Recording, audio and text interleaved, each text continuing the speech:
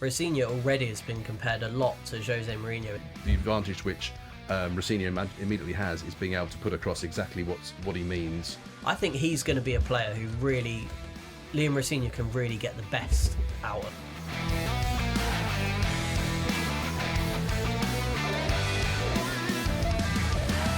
Hello and welcome back to this week's episode of Chelsea Exposed. We are here every Monday bringing you everything behind the scenes from Chelsea, including this weekend's game against Charlton just gone. Me and Dan King, who joins me here today, Chelsea correspondent. Dan, how are you? How was your weekend? Yeah, it was good. Well, yeah, once we got back, once we had our chips from the chip shop and got the bus finally that didn't originally come, and got back to our car. Yeah, I was home by about 1 a.m. But I guess you were probably about 2 o'clock. Yeah, mine. I think I got back at 1:30, but the chips did help massively. So thank you very much, Morley's, for those absolutely. chips. Thanks for being open. Very much appreciated.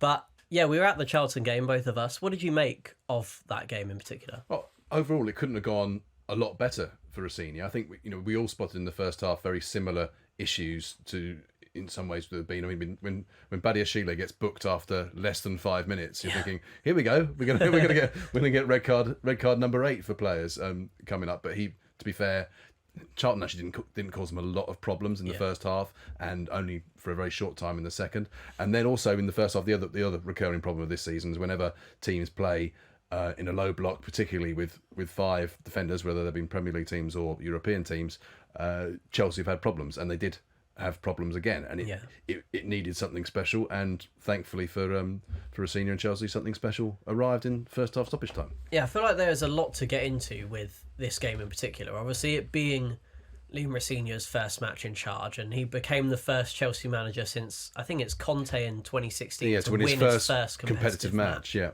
Maurizio Sarri obviously won his, but it was a Community Shield, and then he lost to Manchester City. So it was a good step in the right direction. Like you said, it couldn't have really had a better start, Rosenior, but there were some familiar patterns, it looked like, at the start of the game, which he found a way to overcome. And like you said, it was a big moment from Jarell Hatto to open the scoring, and some goal, by the way, wasn't it? But no, absolutely.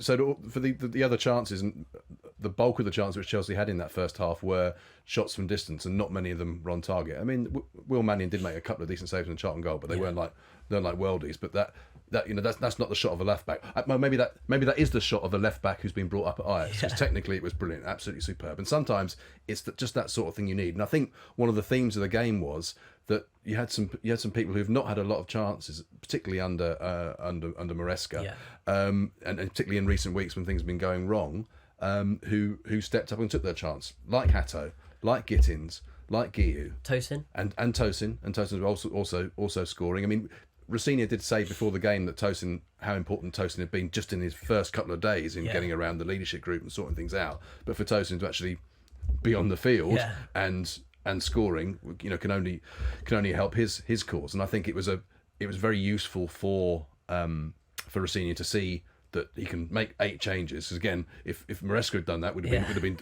what's the latest total of changes? Chelsea must be approaching 100 changes now between games, if not more, over the course of the season. That's been an issue. But I think the most important thing in terms of recurring themes, one of the biggest problems they've had is they've taken control of games, they've taken the lead in games, and then when the opposition have hit back, they've had real trouble maintaining their momentum, or rather regaining the momentum. But this time, I think it was noticeable that after Charlton scored, he thought, "Oh, here we go. This could be interesting." Within a relatively short compass of time, they scored, and it wasn't that their goal, that the Chelsea, the third goal, the Guiu goal, came out of the blue.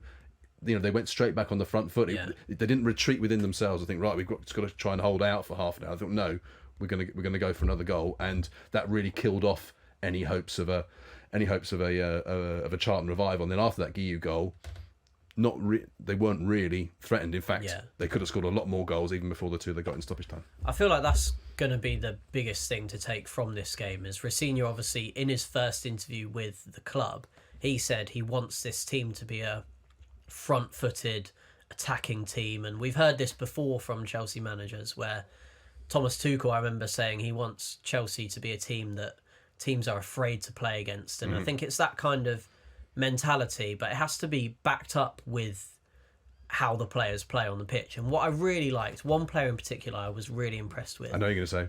was Jamie Gittens. Yes. Because every time he picked up the ball, and we saw under Maresca, he wasn't trusted an awful lot under Maresca. Obviously, he seemed to prefer Neto and Garnacho on the wings. But Gittens, I thought, every time in the first half he picked up the ball, he was driving at sometimes 2-3 Charlton defenders. Yeah. And it wasn't always perfect in terms of his end product, but he was taking shots and causing problems and getting crosses in the box. And I think he's going to be a player who really... Liam Rosenior can really get the best out of Jamie Gittens, and obviously they paid a lot of money for him. Yeah, well, they've effectively spent £90 million on him and Garnacho on new left wingers. Yeah, but Gittens, I think he's the kind of player that Rosenior can really get the best out of, and they paid a lot of money for him, but it's because he's that level of talent. And we saw even in moments under Maresca, there was a few times where he'd get the ball on the left and maybe play a good through ball and then was let down. And sometimes his end product... the goal against Cardiff. Yeah, hasn't been quite where it should be. But I think if Rosenior does trust him with a run of games and he can build up some form, I would actually really like to see him and, for example, Esteval or Neto play as a pairing. I don't think Garnacho's shown enough in order to be a guaranteed first team starter. And another interesting thing, I think, one of the things that Rosenior said when we were asking him about the adverse fan reaction there's been to appointment, he was basically appealing to the fans to get behind him. He said, and he was saying that the players need that, because he wants a team who feel supported, but who feel that they're able to take chances, to take risk and make mistakes and not have the crowd get on their back. And it felt to me like Gittens had gone into the game with that kind of attitude. That, right, I'm going to try and run at these guys, and it might not come up every time, but that's fine. I think the thing which Gittens will find, as Garnacho did earlier on in the season where Maresca wasn't playing, I'm sure that Rosenior will also need his wingers to be getting back and defending. And if Gittens can do that effectively and still maintain this bravery going forward, so take chances, and if he loses the ball, he damn well runs back hard to try and retrieve it, as Garnacho has started to do, then I think that'll be really interesting, and it will be very good for Chelsea if they can get some proper competition for that left wing slot. So while we're discussing, our important opinions are valid and crucial to Liam Rosenior picking a squad. This is what he actually had to say after the Charlton game on his team and how they performed. I believe in this group. I believe in all of them, and if we want to have a really strong season, we need to use them. Need to put faith into them, and they repaid my faith today, and they've given me real cause for optimism for the future. So they're Rosenior's thoughts. I've actually really enjoyed him in his time at Chelsea so far. I think he's conducted himself brilliantly. And I said to you after the game, I feel like half the battle as Chelsea manager is the personality and it's the way you conduct yourself. And I think Maresca perhaps wasn't the greatest at that in terms of winning over fans with kind of strong comments. And Rosenior already has been compared a lot to Jose Mourinho in the way he's carried himself in press conferences and such things like that. But you were there for his press conference, and I thought it was really nice actually that he came out. I saw the video of you shaking his hand and he came and spoke to everyone. How was he? That's nice. I mean, listen, he's not the only manager who's ever done that, but for him to do that, I think was a good move on his part. But he knows, and it's not that he needs us, but as you say, he needs to. He's coming in against a backlash. Everybody thinks he's coming in as a Bluco stooge, as a yes man, because Maresca would not toe the line, and that's the main and only reason he's been brought in, as opposed to whichever coach the Chelsea fans would have preferred to be brought in. I don't know who they thought was available, but this was always on the cards, as we predicted all the way back in July. But I think he did conduct himself well. He speaks very well. And to be fair to Maresca, Maresca is having to do things in his third language, because he speaks a lot of other languages, but his main two are Italian and Spanish from the time he played in Spain. But the advantage which Rosenior immediately has is being able to put across exactly what he means in detail, and he does have a warmth and a charisma. And I think as Enzo Maresca got more and more annoyed with how things are going for all the various reasons we've already discussed, he sort of went a little bit in on himself. But even when he was more outgoing, he wasn't giving quite so much of himself. I feel like just from spending that half an hour with Rosenior before the Charlton game, I feel like I know him almost as well as I got to know Maresca in the previous match, or have a better handle on what he's about. And I think he's for us journalists, he's going to be a lot better. But as you say, no one, Chelsea fans don't care about how it's getting results on the pitch by which he's going to be judged. And the Charlton fans were saying once they realised we're going to use Liam Rosenior, he won't last a year. Yeah. Well, we'll see. Well, I think it was really interesting that after the game, the Chelsea fans were singing Liam Rosenior's name. I think actually they were just singing Liam because there's still this kind of confusion on how to pronounce his name, which he has spoken about. My dad says Rosenior, which is the way to pronounce it, but as long as it's nice, you say something nice about me, I don't mind. But I think they are going to be won over by him, and results obviously is the main thing. He's spoken a lot of times already about not just being Chelsea manager, but being a winning Chelsea manager, and that is obviously when you're manager of Chelsea, winning is the most important thing. I think there's a lot at the moment going on with protesting against the ownership, and the weekend's game against Brentford is going to be a portrayal of that because there is a planned protest to take place on that day. And there's been a lot of chants, some very unsavoury ones towards Fruity. Bedad Eghbali in particular. But I think, as I said earlier in the week in the paper, this football fans and Chelsea fans, probably more so than most, can be very, very fickle. And I think when the results start to come with Rosenior, when he starts picking up a run of wins and games, and Chelsea have got a very favourable fixture run in the Premier League in particular. Obviously, cup games against Arsenal are in the thick of that as well. But when the results do start to come for Rosenior and Chelsea, I think there will be a big turnaround, because it wasn't so long ago in the Club World Cup when Chelsea won that, it was chants of we've got our Chelsea back and such, and so on and so forth. But I think, when the results start to come, we'll see a big change. Yes, and other Chelsea fans. Yeah, I think it'll take a while. I think for the fans to maybe get over their problems, because their problems with the ownership go further than just the appointment of Rosenior. There's various issues going on there. But as you say, I think when results go well, fans forget about owners. All they really care is about what's happening on the pitch, and if the owners indirectly through Rosenior deliver the kind of results which Chelsea fans have come to expect, then that problem will gradually diminish.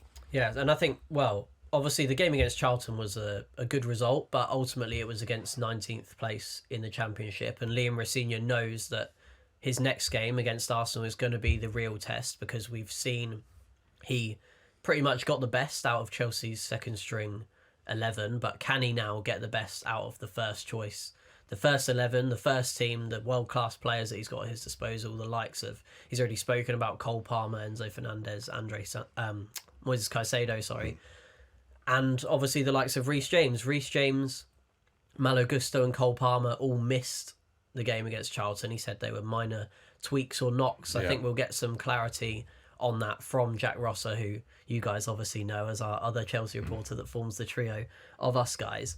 But looking ahead to the Arsenal game, how do you think that one's going to go? And obviously those players, how important are they coming back into the fold for this one? Well, I think, as we were saying, one of the issues from the first half against Charlton was the lack of passes between the lines, the lack of creativity, the problems they were having breaking down a deep-lying back five. Yeah. And I think it's obviously very important to get Cole Palmer firing, because he is the person on the team on whom they've relied to do that in the previous two seasons. If you look at his stats up to this point of last season, and indeed the season before, the amount he was contributing, it's no wonder that Chelsea haven't scored as many goals and haven't created as many big chances. If you took any of those sort of players out of the best, even out of the best teams, then you're always going to struggle. Especially if your second most creative player is an 18-year-old kid from Brazil who's playing in England for the first time, and probably never seen snow before and wonders what the hell was going on last week in Esteval. It's a massive test for them. We saw,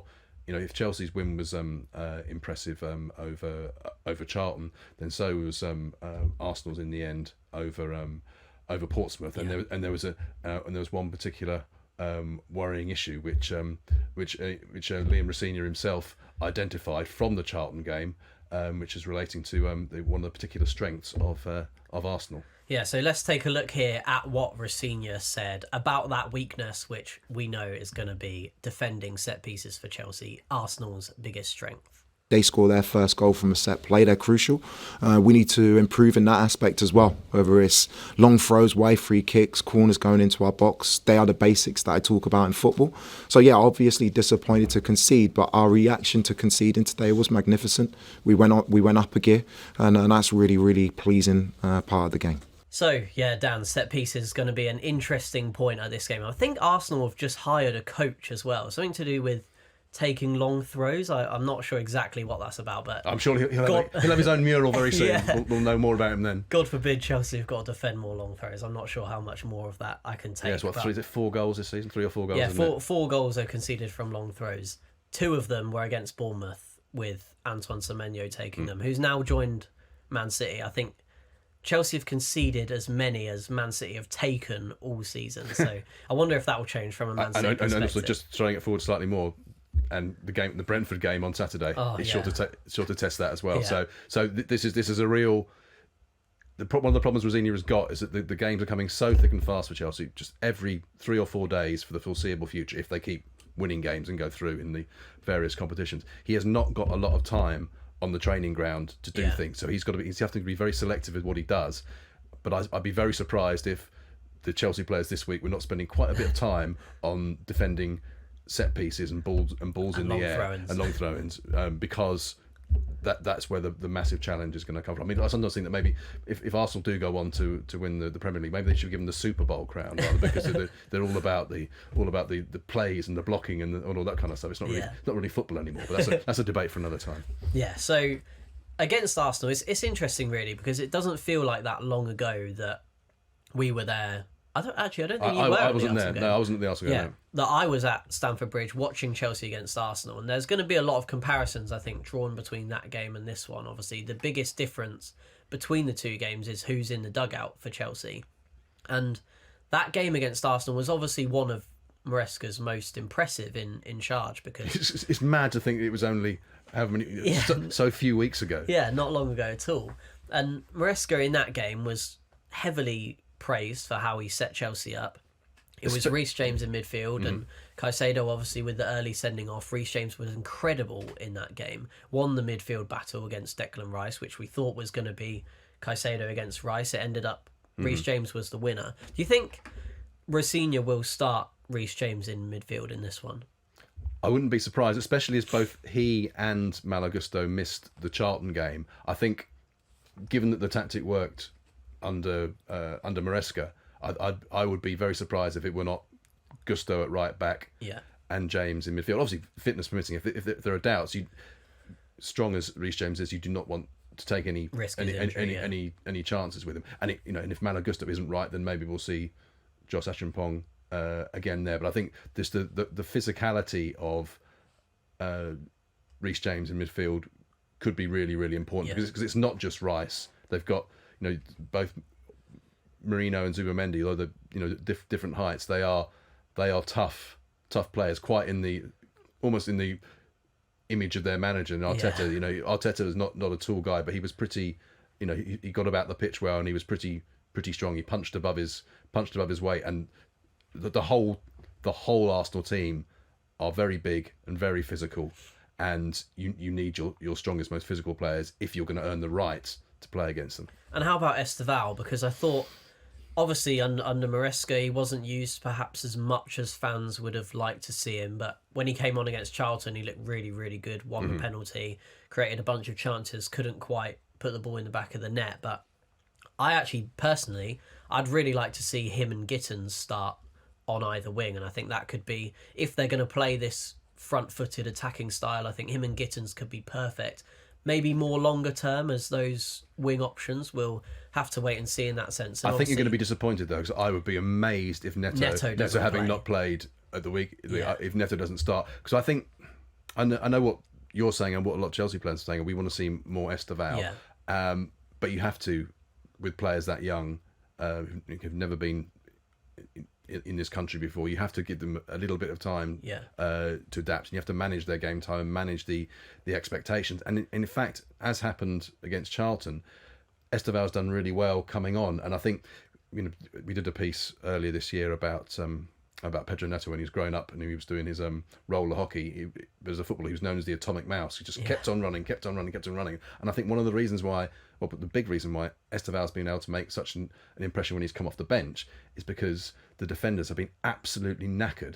So they've been up against Neto for the previous hour or 70 minutes or whatever it's been. So much as people would like to see more of Esteval, I think given the number of games that are coming up, there will be times where he is going to start games. Yeah. But in a game of this size, where you're 2 games away from a cup final, Neto's going to be starting, surely. I think I also wouldn't be surprised necessarily to see Neto on the left and Esteval on the right, or Potentially. Gittens obviously played on the right in the game against Charlton and then moved over to the left. So it's going to be interesting, I think, Chelsea's wing pairing in that one. And the last thing we're going to get onto and speak about is the January window, because it's been a very quiet January so far, and we've obviously both spoken to the club and we're expecting a quiet January compared to the summer where Chelsea tend to do most of their investments. I think you so that one record-breaking winter transfer window, but yeah, with Mudryk and everybody else. But apart from that, they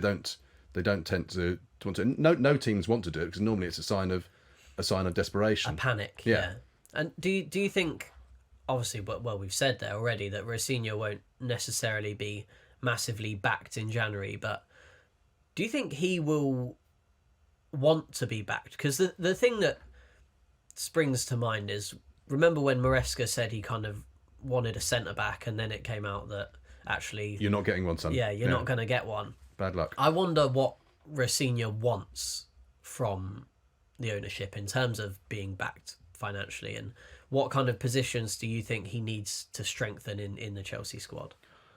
I think if you ask Chelsea fans, a lot of them still say centre forward, but because of his experience working with Liam Delap, I'm pretty sure that the sporting directors will be hoping that he can bring the best out of him. And then if Guiu is able to chip in and start the odd game, and João Pedro is able to manage his injury and stay fit, that's probably might not be a priority area. We've also talked about the midfield area, where essentially so far this season, obviously Reece James has been playing in there, but in terms of trying to give rests to Enzo Fernandez or Moises Caicedo, it's come down to Andre Santos, and I didn't feel that Andre Santos again had a great game at the weekend, particularly in the first half. There were a lot of passes, and they weren't difficult passes. They were quite routine passes going astray, and I don't know whether he's trying too hard or what it is. But I think again, one thing that may mitigate against the idea of making a signing in this window in midfield is that Dario Sugo was actually back on the bench at the weekend. Again, a young player of whom they had high hopes. We've seen so little of him because of his injury, and I think again that the sporting directors will be saying to Rosenior, well, you've got him back now. You've got the cover there. So I wouldn't be surprised if Chelsea did nothing significant in this transfer window in terms of players to come in and be in the first 11 or be pushing for that. I think it's more likely that they may surprise us with another South American signing, someone who's going to join in 2052, who's someone who hasn't even been born yet that they've signed or something. But I don't expect it to be unless someone absolutely fantastic became available. If a strike, I'm not even sure who, but if a striker became available on loan terms, then maybe they would do that. But I think also when we're looking forward to the summer, there are going to be some players coming back from loan, particularly from Strasbourg, who will very much alter or very much enhance the options that Rosenior has, and then we'll see more movement both in and out of Chelsea, I think. I'm going to take my jumper off so that I can give my thoughts on a player that I would actually love to see at Chelsea in January, although it looks a bit less likely now. Yeah. There he is. Kobbie Mainoo.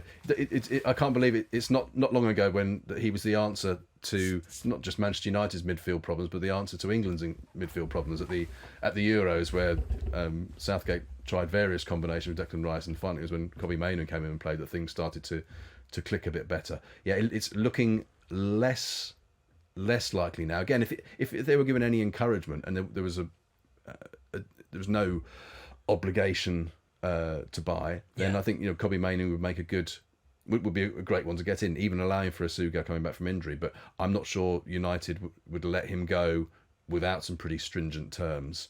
And now that we think that they're on the cusp of appointing a new interim manager, the latest interim manager in probably Michael Carrick, he's going to want to look at him. Obviously, Mainoo played, albeit in the latest humiliating defeat for Manchester United, but he got onto the pitch, and if you're trying to build goodwill with a fan base at United, which is on the point of rebellion, then you want to start getting the best out of your homegrown players and the great traditions of the club. Yeah, I think it's a shame really from a Chelsea perspective, because I think had Amorim stayed a little bit longer, we could have seen that really become a possibility of Manu at Chelsea, and I think he would have been so good for Chelsea. But I have to say now it's not looking as likely now that they'll get that new manager, like you said, and he'll probably back Manu and he'll continue to thrive at Man United and get back to his best. I love that picture. I think it was during the Euros where he's up on the screen and it says "God Save the King" next to Kobe Mainoo. That's one of my favourite footballing images. So although obviously the t-shirt is great, I think it's looking less likely now. But some things that are confirmed for the summer is that Liam Rosenior will be linking back up with, like you said, a few Strasbourg players, one of which is likely to be Mike Penders, Mamadou Sarr and Emmanuel Omega, the three of them all rejoining, I suppose, Chelsea in the summer. How do you think he integrates them and gets the best out of those players? Do you think they kind of come straight in? Omega, we don't really know what to expect. Yeah, I mean, from with them, Omega, another reason why it'll be unlikely that they'll sanction a permanent signing of a striker in this window is because they know they've got Omega coming back. Yeah. You know, who knows how someone who's done pretty well or very well at times in Ligue 1, how that is going to translate to the Premier League. But he will at least be, very good backup for Liam Delap or whoever they feel is going to be the front man. I think the most interesting potential here is with Penders, because we were having a discussion earlier on with our tactics guru, head of sport, Dean Scoggins, and he was telling us about the heat map for Mike Penders at Strasbourg, and his most common position is actually outside of his penalty area. He's basically a centre back. He's basically an old fashioned sweeper. He's a genuine sweeper keeper, and when he comes back from Strasbourg, I expect him, maybe not immediately, it'll depend how Sanchez gets on for the rest of the season, but because of the way Rosenior likes to play and how well he played at Strasbourg with Penders as that in that role, you would be amazed if he didn't think, right, when I've got a whole summer of pre-season to work on this with Penders and my defenders, then it really will be game on for that who's going to be first choice Chelsea goalkeeper. And that would be interesting, because that's one of the things where Chelsea have struggled. Maresca at various times tried to play out more from the back, and I think some of the criticism of Sanchez has been unfair, because at times, I mean, one of the sendings off this season, but wasn't his fault. It was just a very poor pass by the defender, and maybe that was a symptom of them not having done it enough, not having been able to be coached enough in those roles. But as I say, I think the way Rosenior will probably want to get his team playing, Penders coming back will be very interesting. But with all the games at the moment, I don't think he's got time to suddenly turn Robert Sanchez into Manuel Neuer or Mike Penders. He's got to be content with the fact he's got Robert Sanchez and use the attributes he has and just see if he can slightly tweak their build-up. Yeah, and to his credit, Sanchez this season has been very, very good as well. But that's all we've got time for this week and in this week's episode of Chelsea Exposed. Thank you very much for watching. Don't forget to leave a like, comment down below what you think of Liam Rosenior's first game in charge, how you think Chelsea will get on against Arsenal, and what you think will decide that game. How will they defend the set pieces? Don't forget to hit the subscribe button as well. Thank you very much for watching. We'll see you next week. Well, I won't, because I'm going to be in Vegas, but we'll have a new host for you next week. So thank you very much for watching. We'll see you very soon. Goodbye.